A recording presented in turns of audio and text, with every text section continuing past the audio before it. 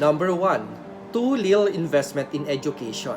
The government is not spending enough for education as compared with other ASEAN countries. Only 1.3% of the GDP is allotted to the education sector. But today, it was raised to 3.4%. Last December 23, 2018, government releases 4.8 billion subsidy for state university students under free higher education. This means that the investment in education has no longer little because education has the top priority of the government. Number 2. High dropout rate in less developed communities. Dropout rates in elementary and secondary schools are highest in rural and less developed communities and among poor students. To address the problems in high dropout rate, the alternative delivery modes that implemented by the Department of Education or DepEd is instructional management by parents, communities, and teachers, or they called it IMPACT. It's management system where parents, communities, and teachers collaborate to provide children quality education at less cost.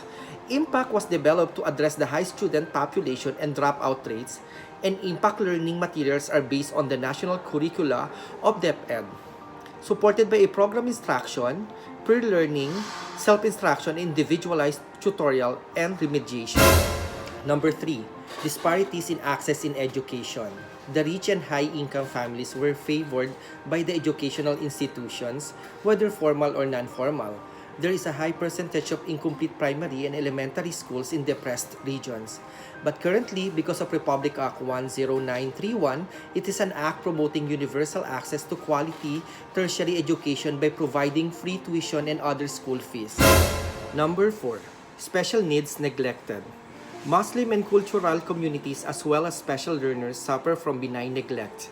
As of 2019, there were different programs offered to address the problems such as madrasa education, indigenous people education, and special education.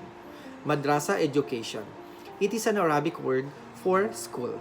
It is a system of education with core emphasis on Arabic literacy, Islamic values, and Islamic religion. In order to improve the quality of life for Muslim, the madrasa education program was institutionalized. Indigenous people education. DepEd Order Number 26 Series of 1991, this program is response to the right of indigenous people to basic education that is responsive to their identities and promotes their indigenous knowledge, competencies, and other aspects of their cultural heritage. Special education or SPED provides a holistic approach in catering to the needs of learners with various exceptionalities. This program ensures that learners with exceptionalities will have access to quality education by giving them their individual and unique learning needs. Number 5. Ineffective and inefficient organization. Organizational structure of the educational system is ineffective and inefficient. In 2019, having educational organizations of the Philippines, namely CHED or Commissions on Higher Education for Colleges and Universities, DepEd or Department of Education for Elementary and Secondary, and TESDA or Technical Education and Skill Development Authority for Vocational Course.